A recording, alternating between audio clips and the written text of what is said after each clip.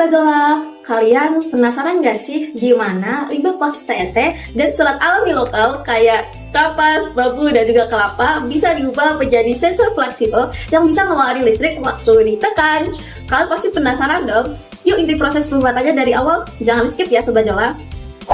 Pertama-tama, kita mulai dari pengolahan sampah botol plastik PET. Kita menggunakan botol lem mineral yang berbahan dasar PET, polyethylene terephthalate. Maka awal, botol-botol bekas ini dipotong kecil-kecil sekitar 1 x 1 cm, lalu dicuci bersih dan direndam dalam larutan NaOH 2% selama 2-4 jam untuk menghilangkan kontaminan organik. Setelah itu, dibilas, direndam lagi menggunakan NaOCl 1,75% selama 15-30 menit untuk sterilisasi, dan dikeringkan di oven bersuhu 60-80 derajat Celcius sampai kering sempurna. Terakhir, serpihan plastik ini dilelehkan di suhu 250-270 derajat Celcius menggunakan furnace, lalu dituangkan ke cetakan tipis untuk menjadi lembaran film PET.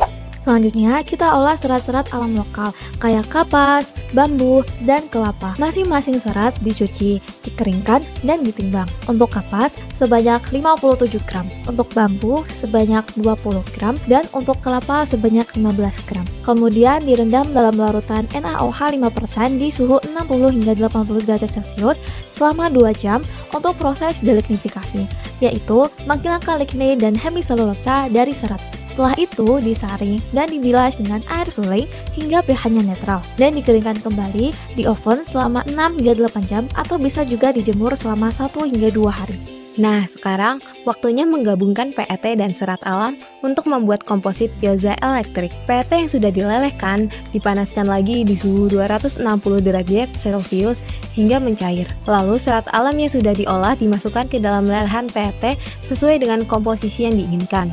Campuran ini diaduk hingga homogen, kemudian dituangkan ke cetakan dan diratakan menggunakan spatula. Setelah itu dikeringkan di oven bersuhu 80-100 derajat Celcius hingga mengeras dan membentuk lembaran film fleksibel.